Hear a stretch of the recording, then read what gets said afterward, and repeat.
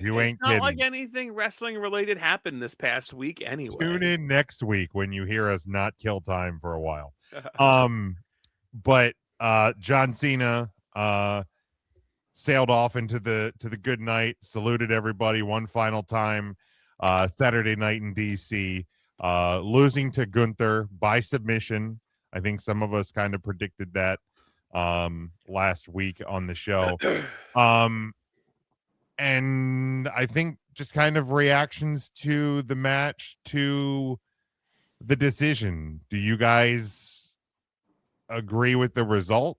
Do you guys agree with the booking? Like, was him smiling and tapping out the way to go?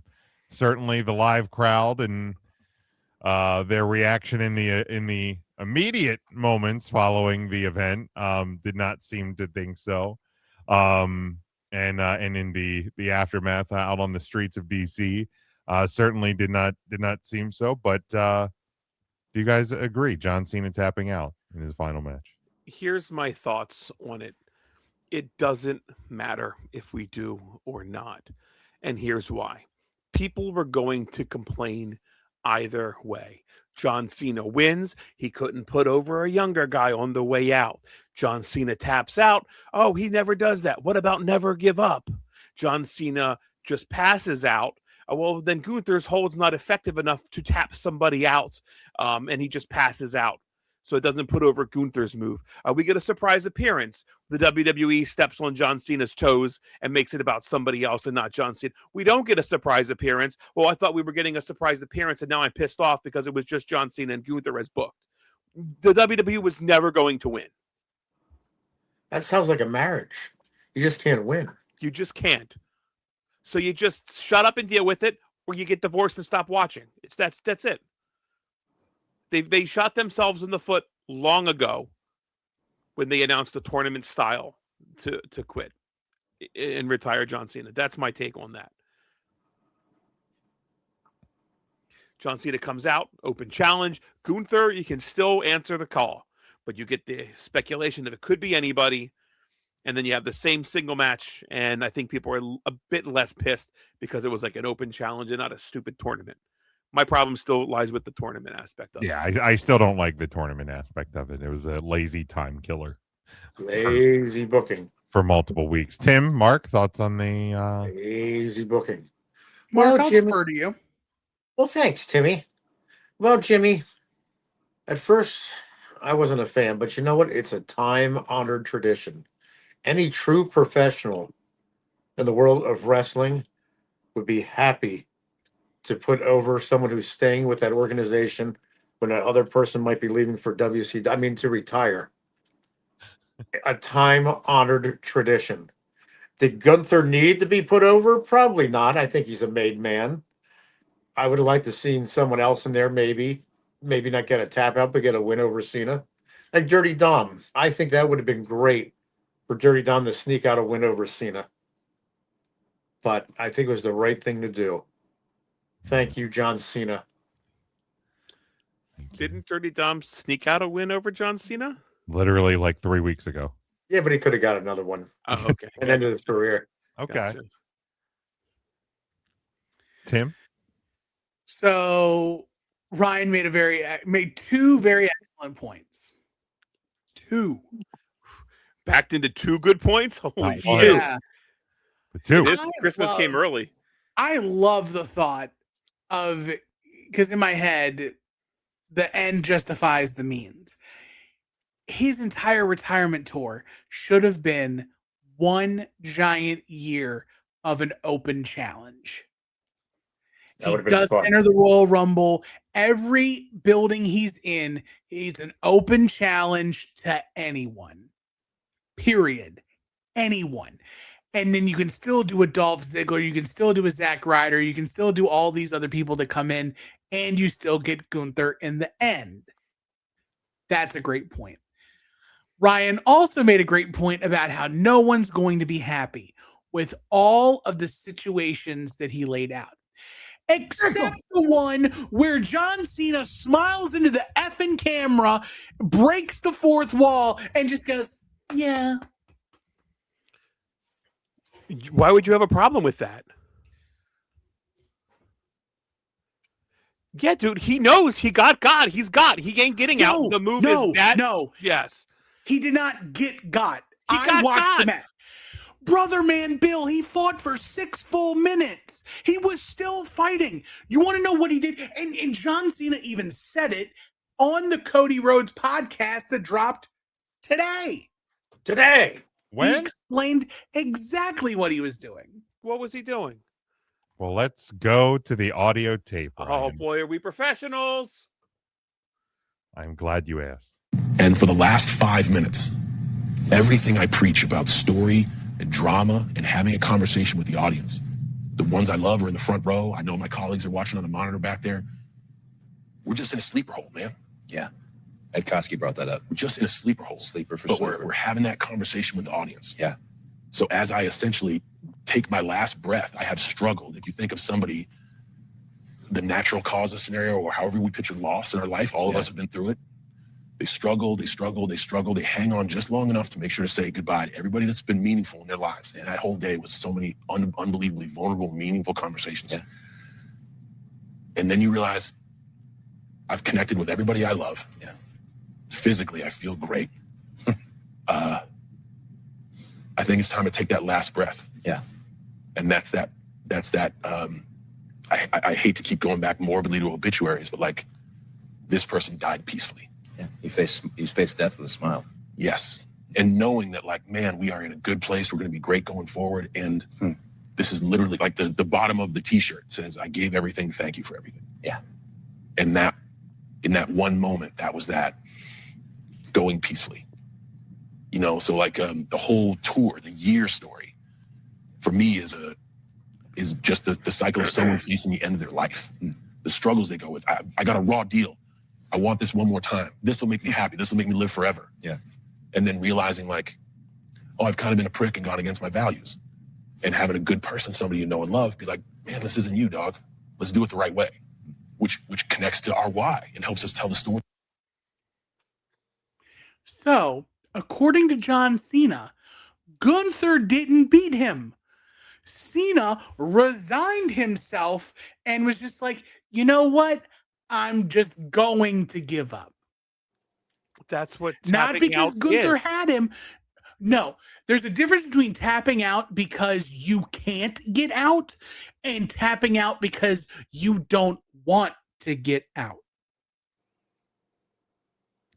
It wasn't a, I'm trapped, this is dangerous. It was John Cena just going like, yeah, it's my last match. I should tap because that's what everybody does. Tap, tap, tap. Yeah, that's an awful way to look at it, Timothy. He And I'm equated- shocked that you jumped to that conclusion. He said in the Cody podcast, he equated it to, now this is going to be lost on YouTube because you're not a Star Wars guy. I don't think, right? You're not a Star Wars guy? Yeah, I am. Cool. He equates it to Obi-Wan Kenobi smiling before Darth Vader kills him. Yeah, he got. He's there. Wait, then he would didn't have just get fucking tapped got. out the moment Gunther put the sleeper hold on him and didn't Except fight he for 6 didn't. minutes. Exactly. That's Yes. why your thought process of this is No. incorrect. No. I've tried and I fought and I've tried and I fought. And we're on the top rope and I tried and I fought and I keep finding myself in this position. This is my last stand.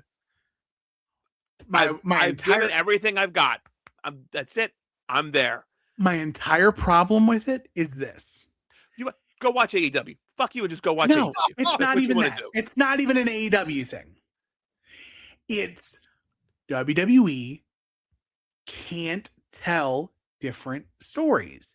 The match they did, this match at Saturday Night's Main Event, could be a copy and paste job of John Cena versus The Rock from WrestleMania 29. It is finisher spam. It's just like making people think like I'm gonna hit the biggest thing I got, and then the biggest thing I got, and I'm just doing the biggest thing, and it's 27 minutes long. Jesus Christ. Is that not today's professional wrestling, though? No. Because at least, so even when AEW does it, they don't do the same move back to sometimes back it's for into glass, 12 sometimes it's into minutes. tack, sometimes it's into broken glass, No. sometimes it's into a table, sometimes No, it's into a glass table on fire. Sometimes they do their one big move, and then sometimes they do the other big move, and sometimes they do another big move, or sometimes they do the other person's move. Instead, it's Gunther putting on a sleeper for 8 minutes. When Bret Hart and Bob Backlund did this at was with the I think it was a SummerSlam. When Bret With the chicken wing? fought, yeah, the chicken wing for 13 WrestleMania minutes. 13. No, 13 was him versus Stone Cold. WrestleMania 11. Was that Was when it? Okay, Stu so and Helen threw in the I towel? don't. where I don't Helen think threw in the towel. Yes. Was that a WrestleMania? It was. I thought, I didn't know if it was WrestleMania for sure, because there's no way they would do a lazy fucking match like that at WrestleMania. Well, when your main event's the Bam Bam versus LT, you might as well mail it in. Well, LT was a star, but so we give shit to that match for just a sleeper, like a crossface chicken wing lasting forever and just laying around. But John Cena smiles and taps out, and it's a 4 3/4 star match. Hey, Hunter. No, it's Ryan from the 3 Count Podcast. Yeah, no. Tim's looking for more Gunther super kicks. That the Gunther power bombs and sleeper holds just weren't enough for Tim. Yeah, maybe a frog splash, a corkscrew, maybe a moonsault from Gunther would help. All right, cool. But here's the deal, They're going to run it back next year. If Gunther, there was a stretch where Gunther hit like 7 straight clotheslines because that's all John Cena wanted to take. But here's the thing, man. If I go see the Struts, I would like to see them play some of their new hits. I want to see them play try something new. If I go see AC/DC, I don't, and they're on their final tour or they're on their final show. I don't give a shit about anything off of Black Ice. But if I care about hearing Dirty Deeds done dirt cheap. But if they played Dirty Deeds for 17 straight minutes, like playing the song, ending the song, you know what? We're doing Dirty Deeds again. And then they play it to completion. And then like, you know what? We're going to play it again. And they Somebody's just never do been that to a Dave over Matthews and concert. over. I haven't, because he sucks.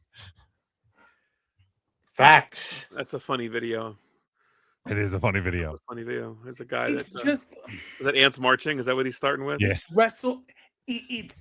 WWE's main event style. And it just aggravates me because it's been this style since WrestleMania 29. It's been how many years you want between John 29 and 42? More 13 moves. years? The guy's got 5 moves. Like everybody's accepted that. I don't know what you were looking for. Were you looking for a 6th, 7th, and 8th move out of John Cena on his last match?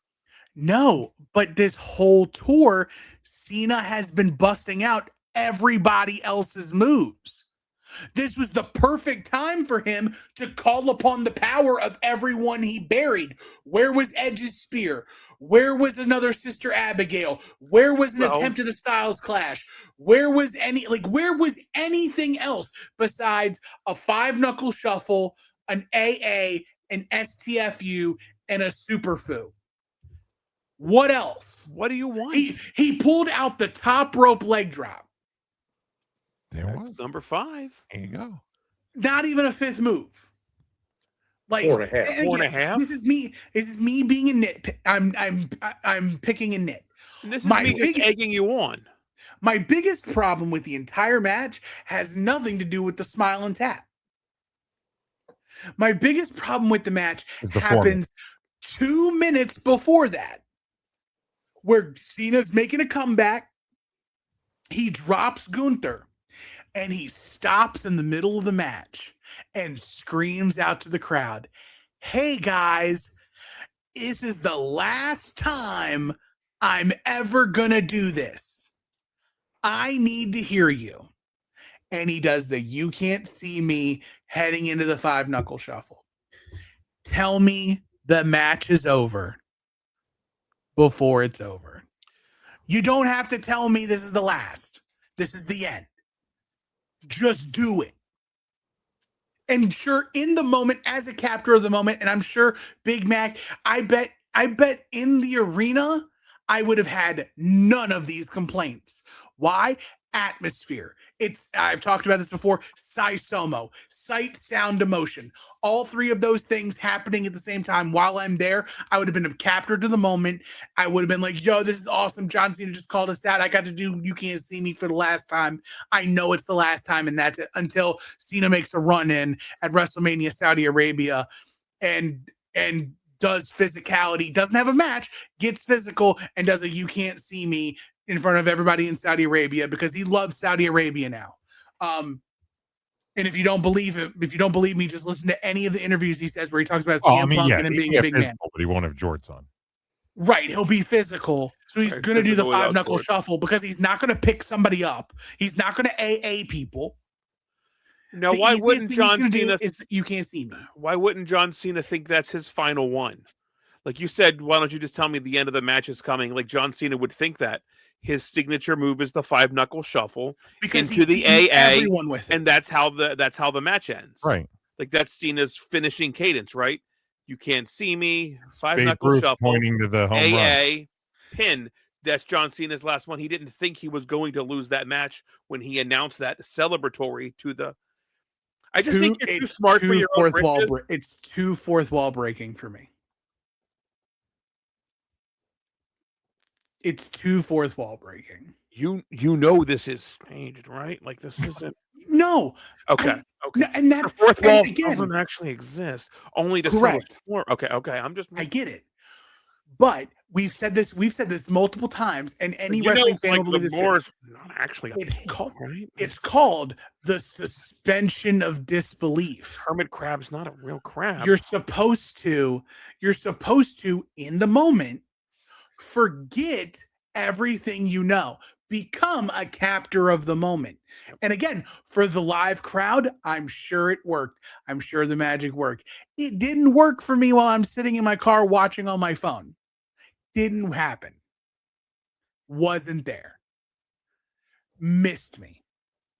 And I think there's just as many people who have a legitimate gripe and can actually like put their foot down and speak up like me. But there's just as many people on the other side who had that magic happen. They believed in Santa Claus. Everything was great. They held on to that belief, and they had a wonderful moment. And two truths can exist at the same time. I'm not invalidating anybody who had the magic happen for them, and I'm definitely caping up for everybody who it didn't. Because sometimes you just get disenfranchised and you have a preconceived notion in your head that you expect to see it one way. You work yourself into a shoot, and that's what you get. Period. Yeah, I was 1,000% fine with the way that everything played out. You would. I mean, naturally, of course. No, you were sports I think we both said we were sports entertained. Absolutely. I was thoroughly sports entertained. And maybe I felt more sports entertained by it because it's the first wrestling I actually watched in months. Yeah, it was and I fun. was like, oh, I do enjoy watching professional wrestling. I kind of forgot about that. We were literally talking about going to Monday Night Raw. Boy, wouldn't it have nice to know if somebody else was going and purchasing tickets. In hindsight, today, I'm glad we didn't. Weather got real shitty on Monday afternoon. Out of nowhere, Jimmy. Out of nowhere. Tell you how it played out with Ryan. So Raw and SmackDown was at the Giant Center. Correct. The night before, Ryan was sitting right next to Mark in the Giant Center at the concert. This is the day after we all saw Mark for our 3CT Christmas gathering. So I saw Mark now live, face-to-face, 2 days in a row. Oh, boy. And he's like, you go into wrestling, Smoke? And I'm like, well, I didn't really know anybody going. And he's like, oh, well, I'm going with Cousin Brian and his boy and my boy. And, yeah, we got tickets. And I was like, oh, well, thanks for the Iggy. I'd have loved to have joined in the venue that wrestling was going to take place in the next day. Unbelievable. Oh, doorbell must be ringing. Unbelievable. And for Cousin Brian too. Like Cousin Brian, Shame. we've all been burned by intern Mark and his lack of inviting us to things. And for Cousin Brian, we always just invite ourselves to his place. Well, that's true too. And then he's always like, I accept it. I did see a couple reactions to the Cena tap out. There was one said a lot of people saying he's smiling because the ending was bullshit. I think he's smiling because, like, damn, this is it. Great ending, if you ask me. So people thought he smiled because he thought the ending was bullshit. Right. Yeah. I don't believe that. Yeah, I don't believe that either. Now also in the aftermath of the match, Michael Cole made a note on commentary that tonight professional wrestling destroyed sports entertainment, and I believe they've mentioned the word professional wrestling in the post show. I believe it was hit on Raw a couple of times. It's not a word that you hear a ton with WWE. WWE is sports entertainment, sports entertainers, superstars. You don't have wrestlers. This isn't pro wrestling. Triple H, for the 100th time this year, mentioned that Monday was the start of a new era in the WWE. Boy, was it. Boy, is it. Does this match, Gunther winning, killing the John Cena character, the killing Never Give Up, does it signify a change? Can it signify a change, or is WWE going to continue to sports entertain? It's silly to say kill when he was going to be done win, lose, or draw. Well, so to say the word kill sounds silly. Sorry, made him give up, or I know what you mean. Suicide. Right. But like, that's fair. That's fair. The era was going to end irregardless. I mean, he could have wrestled Perry Saturn, and the era was still going to end. So Gunther doing it, fair. I think Gunther is more of a wrestler with more wrestling style moves, grappler, than a John Cena, which has 5 like super power moves, and that's it. That's fair. But I don't think that's. I mean, there's plenty of wrestlers that have that same. I think Roman Reigns has sort of a same set. These are his moves: spear, bop, bop, bop, Superman punch. That's, you know what I mean. Like, so to call it the end, it doesn't. I don't know. I mean, if you want to start, I don't know really what they mean by that. That's like saying, I'm going to watch the Savannah Bananas and accidentally calling that baseball. Well, it is still baseball. It's a different style of it, but it's still baseball. It is. And WWE is pro wrestling. That is also sports entertainment, by the way. Correct. It is also, right. The Globetrotters are basketball and sports entertainment. Sports entertainment. Right. Now, to Tim's point, those two truths can remain. Sure. Right. So to be like, well, professional wrestling's here to stay. Well, it was always professional wrestling, just a different shade of it. Well, so maybe will it be a shift in how WWE presents its product? Why would they do that? Fair. If it is, I'd go to the fucking board and be like, do you just not like making money? Tim, you did have your hand up. I did. Can you remind me? Can you word your question again? Does Gunther's win signify like a change of direction for WWE? So it's eerily similar, and proof that WWE can't do anything new. Gunther's run right now is eerily similar to Brock Lesnar's run leading up to WrestleMania 30. He had a horrible program with Triple H at WrestleMania, so much so Brock Lesnar had to leave. Brock leaves. He comes back. He gets a big time win over the Undertaker, and he gets rocket strapped. And the end of Brock Lesnar's last big run justifies the means of him being the guy to beat the Undertaker's streak. He didn't need it, but what they did with it afterwards you can point to, that's why he beat the Undertaker, because he was went on to become a dominant champion in the era, an unbeatable killing machine. So I can't say for sure unless Gunther now goes on this incredible roll, because beating John Cena, I think that's bigger than beating beating John Cena's last match is about as close as you're going to get to beating the Undertaker's streak at WrestleMania. As far as signification and what that means. And until I see where it all ends up with Gunther, it's hard to say that this is the new era, right? Because apparently somebody in WWE thought that Gunther's the stink that got put on Gunther after his work with the Yeet Man, Jey Uso, was enough to go away, and his next two biggest high profile matches are retiring Goldberg. Well, not retiring, having Goldberg's last match and having John Cena's last match. Right. And on Raw, they set up a third last match with AJ Styles.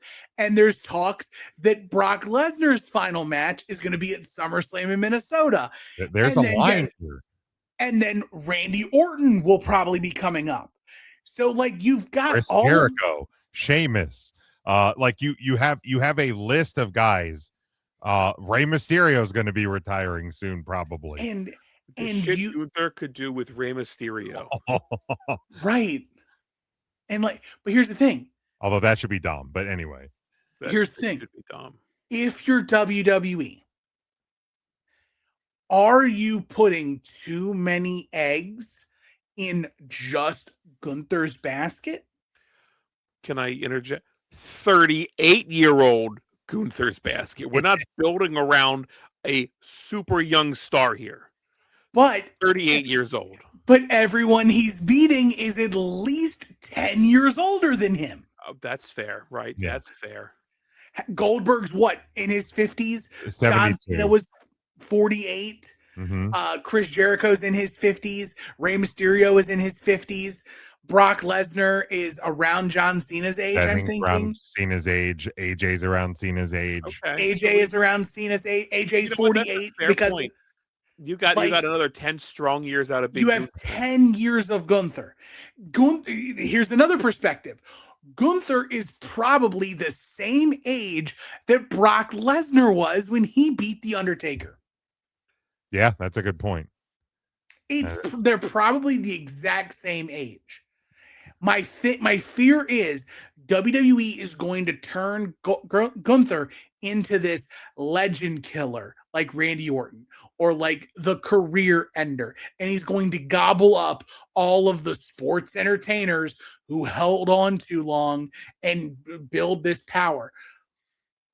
Who does that actually benefit?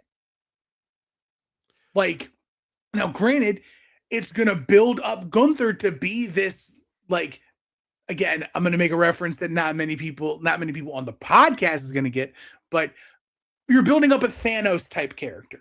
You're building up an unbeatable evil god.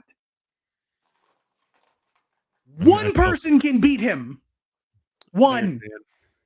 Thanos. But not even just Iron Man. But to pay it off, did you say the best in the No, I did not say him. No. You didn't say that? No, I did not say his name. No, Ryan said it. I said Iron Man. Oh, my bad. Yeah. I thought I heard Shane's name. No, he said Iron Man. Says his name and he appears. But you're Speaking of which, that young up and comer is 37. You're amassing all of these bodies on one dude, which means that when it's time to pay it back, it's also going to go to one dude. So you're streamlining everything, all of these meaningful final matches or meaningful endings to careers into one dude. At least when Randy Orton was the Legend Killer, he wasn't actually ending people's careers. He was just beating up old people. But one of the complaints I've heard from a lot of people over the last few years is that WWE doesn't have like a star or like a big name, and or WWE doesn't have like an actual big heel. So if they're doing that in Gunther, isn't that in a way a good thing? Yes, but so it's, I think the point I'm trying to make is when, like, where is the line where you have diminishing returns? Like, cool, he got Goldberg, he got John Cena. Okay. How many of those other names did we just name does he need to add to finally become this big bad heel? Because to me, if you took out John Cena, that should be enough.